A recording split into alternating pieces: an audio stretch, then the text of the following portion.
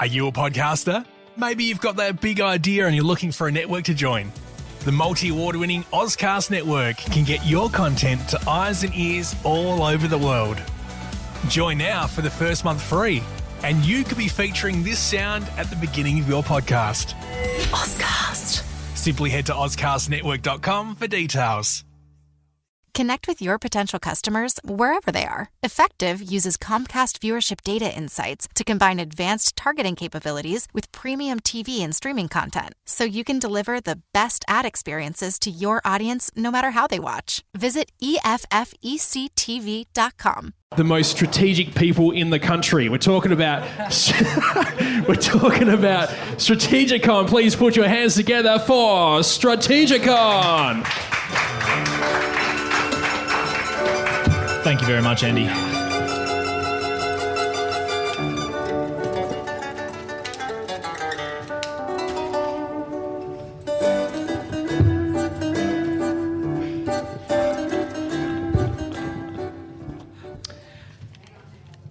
This is STRATEGIKON coming to you from the Adelaide Podcast Festival. Hello to our live audience. Thank you for Auscast Network to have us here at the Elephant British Pub, and also a shout out to our sponsors, Omni Studio, Zoom, Young Henry's, Fresh 92.7, and good evening from me, Dr. John Bruni, and to David Olney and Tim Whiffen. Good evening, everyone. And yeah, good evening, John. Thank you for having us. Thank you. So, John, STRATEGIKON is the podcast of Sage International Australia. Could you please tell us a little bit more about SIA? Yeah, sure. Look, SIA started in 2008. I'd just come back from the Middle East, and I thought that one of the things that we could possibly do is to try to continue the sort of work that I was already involved with in the Middle East as an analyst. But what I wanted to do was bring something different to strategic analysis, because quite frankly, having studied what was going on in Canberra for a number of years, I started thinking that people were kind of like hamsters in the wheel. They were talking about the same thing constantly. In Canberra, you have various agencies that are set up and designed to give an account, a sort of a critical account of what government is doing. But the closer you listened to that critical account, the less critical it became. It all started to sort of blur in together, and you wondered whether or not, you know, the money that government was putting into these institutions was worth it, quite frankly. So what we wanted to do with SIA is come up with an alternative, if you will. And you know, being an Adelaide boy, I thought, well, the one thing that we don't have here in South Australia is a geopolitical risk consultancy, and so therefore I started that. Absolutely. So you're the ethos, I suppose, of this podcast as well. But David, what I want to know is what led you to your involvement in SIA and with STRATEGIKON? Fundamentally, had been friends with John since 2001, and we had sort of the same opinion, and that was Canberra is a factory that generates people who can work in security to make sure the machine continues to run.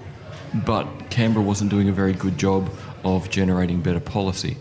On top of this, Karl Popper famously said after World War II that universities had become the masters of orthodoxy. So we were trying to teach in universities and get better outcomes related to security, to only find we weren't allowed to. We had to teach ontological security theory. And the only people that believe in ontological security theory are ontological security theorists, none of whom have a job. Try saying that after a couple of beers. Ontological security theory, ontological security theory. Okay. Show off. He is. So I suppose tonight's topic is why is security a primary concern? John, would you mind defining security for us? Well, security is about as broad a term as you can possibly think of. I mean, it comes down to the fact that, do you feel secure when you walk out of your front door and go about your business? Because quite frankly, now in the age of the post 9/11 terrorism incidents that have been taking place, one can't always feel safe about what they're hearing, what they're seeing, and what they may actually encounter, especially if they're traveling to far distant countries. So really, it's all about how safe do you feel as an individual, and how do you account for the paranoia that seems to be around at the moment. There's a lot of noise that goes on with regard to what we may think are potential threats within the community, and I think that those things are now mythologized, and we need to sort of pull back on them to a great degree. So I'm going to put your articulation in competition here. Would you like to add anything to that definition, David? Yeah, I'll go for a slightly simpler definition. The easiest way to define security is freedom from what? It's always defined negatively. It's freedom from something. And the something can be very tangible, like, you know, violence going about your normal day. So why do we have basic policing? But since 9/11, it's that freedom from terrorism. You're more likely to die because of a bee sting than to be killed by a terrorist. So the problem with security, it's one of those things we desperately want, but we're terrible at analysing it. Our first response, is almost always, out of our monkey brain. It's an unconscious thing of fear and uncertainty, rather than conscious, slow, careful analysis. So the best way to define security is freedom from, and then we're going to talk about it rationally rather than emotionally. No, and just to pick up on that, of course, when our political masters get a whiff of security, there's always opportunity in security as well to make themselves look a little bit more electable at the next election. And, therein lies another problem, and that is the entire politicization of security, which I think affects every one of us in terms of how we go about our business and how we see our next door neighbours. So we end up in the Copenhagen school argument that you can securitize anything if you're a powerful enough actor. And that's the problem, is powerful enough actors securitize whatever suits their policy platform and their interests. So we end up securitizing things because of an ability to manipulate media and opinion, not because there was a genuine, tangible, rational risk. One of the other things too is that, media reportage leaves a lot to be desired in many instances. It's not necessarily their fault entirely, because they're obviously, having to account for the moneyed interests and the various other interests that keep commercial media going. But ultimately, the whole if it bleeds, it leads kind of mentality does feed into the public paranoia of, from the most awful kind of thing that we see in the Middle East to something that's far less awful in the scale of things in a Western country. So what we end up doing is we end up turning on each other because the media mismanages the message to a great degree. I think from listening to the both of you, what I definitely have picked up and why this matters is that more countries are in more tension than I think we are led to believe, and that it's a little unnerving, it's a little less safe than perhaps we take for granted. Well, gentlemen, I want to get maybe some thoughts on some current issues, and maybe that'll illustrate just what I was talking about. So recently, ISIS has lost a bit of ground. What do you think the consequences of that? What are your thoughts on that topic, I suppose? David? Well, they're down to their last 400 metre by 400 metre village. There are 50 trucks sitting on the edge of it at the moment trying to negotiate how to get women and children out who are being kept by ISIS fighters as human shields. So it's quite incredible to have gone from ruling a huge chunk of Syria and Iraq with 8 million people down to maybe 1,000 people under their control as human shields. And yet, having lost ground, they're now more dangerous than they've ever been, because nothing we've done has blunted the ideology. Nothing has blunted the potential to recruit new 15 to 25-year-olds. And the message has already changed in the propaganda that's being intercepted. People who would have gone to the caliphate are now being told to stay home in the West, plan, prepare, and when a good opportunity strikes, unleash havoc. And this is the very thing that we were talking about before. Security affects every one of us, and these are the kind of things where we need to have a more nuanced understanding of what's going on, because yes, there are very real threats, and those threats need to be accounted for, but at the same time we have to also make sure that we don't fall into the same kind of problems that we had in the past. For instance, if we're looking at the ethnic makeup of multicultural countries, for instance, we had issues during World War I and World War II against the Germans. Many Australians of German descent were quite loyal, and their sons and daughters went off and fought the wars and did all that kind of thing. But do we feel kind of similarly disposed toward the Muslim community amongst us because of what we see overseas? these are things that need to sort of be unpacked, I think, to a great degree. Well, the wonderful example at the moment where we have a 19-year-old English young woman in a Syrian refugee camp, just had her third child and just had her British passport revoked. So the Brits have at this moment made her stateless. There's no indication Bangladesh want her back, and yet her son is English. So the whole idea So of... how do we resolve any of this without calm, rational debate that gets beyond the 30-second story? So the history of Strategikon is really us getting pissed off with the quality of journalism and going, you didn't do any historical context, you didn't do any economic context, you didn't set up the 500 years of cultural tension, and then us talking around in circles for 90 minutes so people at least know why it's impossible to fix it without more resources and more interest. So what about, let's move on to a different topic. What about the tensions between Beijing and Washington at the moment? That's certainly reasonably topical. I think most people kind of have an idea that there's that tension. Trump gets that focus, so... Yeah, look, I mean, with regard to this tension, one has to wonder just how genuine it actually is.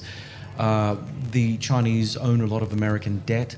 There are interlinkages now between the People's Republic of China and the United States, which preclude the United States from setting up a Cold War situation as they could do with the USSR back during the Cold War. Now, how do you set up a containment strategy with something the size of the PRC with which you had created to begin with? And this is something that I've been discussing vigorously with some of my colleagues overseas, and that is, it's all good and fine to sit down and criticise China. We made China. In 1978, when they opened China, guess who walked through the door? It was Western industry that walked through the door. They wanted to make profit. They created this nightmare. And it was an insidious way in which China has, created this totalitarian monster that we're now saddled with. What they're doing with the Uyghur population, for instance, in East Turkestan is, quite awful. They're using it as an experimental test chamber for all these kind of 21st century surveillance technologies. And they're also doing it to the Tibetans, and they're doing it to every other minority within that country. And now with the One Belt, One Road situation, we're starting to see China's tentacles spread outwards, not just with infrastructure, but also with influencing other countries to take on its model of economic development, which of course, would lead us to assume that Central Asian countries would go down that path, and perhaps countries in Africa and Latin America as well. That's not necessarily a good place to be. And it's because the One Belt, One Road, I suppose these kinds of infrastructures is what fundamentally changes it from the Japanese economic growth model, which it was effectively its predecessor. It's not just going to collapse in the same way because it has much more reach. It's proper infrastructure tentacles. Yeah. And the other side of this that's very important is that Washington guaranteed global peace. Whether you like that peace or not doesn't matter. But global peace was guaranteed in the developed world from 1945 to basically 1991 by the Americans being willing to maintain it. They are losing that will. China wants all the benefits of being a global power, but is showing no willingness to maintain security for other people. So if you want the lollipop, but you're not willing to protect the lollipop factory, this inevitably is going to end very badly. And it may not end in conventional war, but when America is withdrawing and China is unwilling to take on the rule or the role of a stable provider of security, of stability, of course we're going to have problems. And the likelihood is, there'll be bloodshed somewhere, and it will be messier than during the Cold War, because it won't just be proxy wars. Because the Soviets and the US were smart enough to keep things at a proxy level. Now, it's terrible to dispose of the developing world as if they're disposable. That was the reality of 1945 to 1991. We don't have a situation like that now. Things are now for keeps, potentially between more major players at both a regional and superpower level. So certainly complicated. I'm sure that's something that you guys will touch on again and we can perhaps get into a little deeper. But last up, I do want to talk about the upcoming US and North Korean summit being also fairly well covered, reasonably big deal as well. So is the second one going to be a bigger deal than the than the first, or No, play the rock, second paper, meeting? scissors. At least? No. It's going to be a lot of show, a lot of hot air. Okay. The media is going to crawl all over it because it's a big news story, because you know that President Trump is the human headline, and he manages to attract all the attention. He sucks the oxygen out of every room he walks into.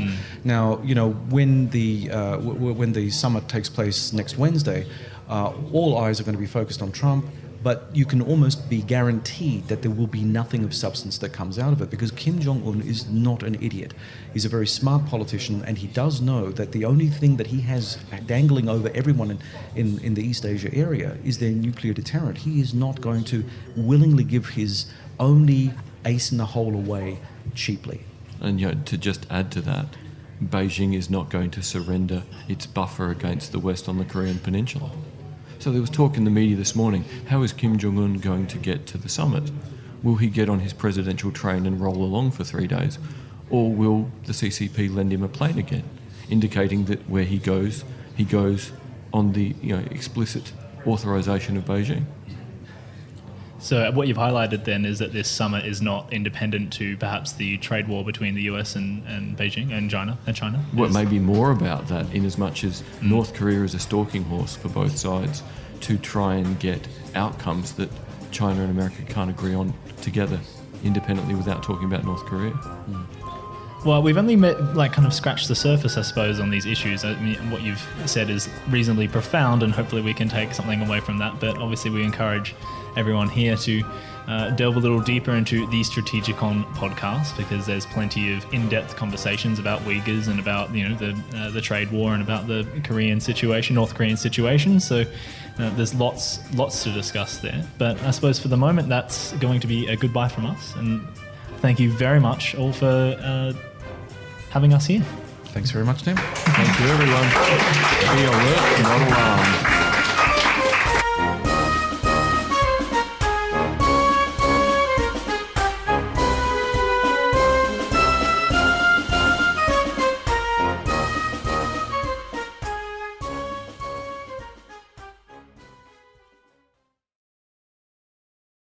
Connect with your potential customers wherever they are. Effective uses Comcast viewership data insights to combine advanced targeting capabilities with premium TV and streaming content, so you can deliver the best ad experiences to your audience no matter how they watch. Visit EFFECTV.com. Are you a podcaster? Maybe you've got that big idea and you're looking for a network to join. The multi-award-winning Auscast network can get your content to eyes and ears all over the world. Join now for the first month free, and you could be featuring this sound at the beginning of your podcast. Auscast. Simply head to AuscastNetwork.com for details.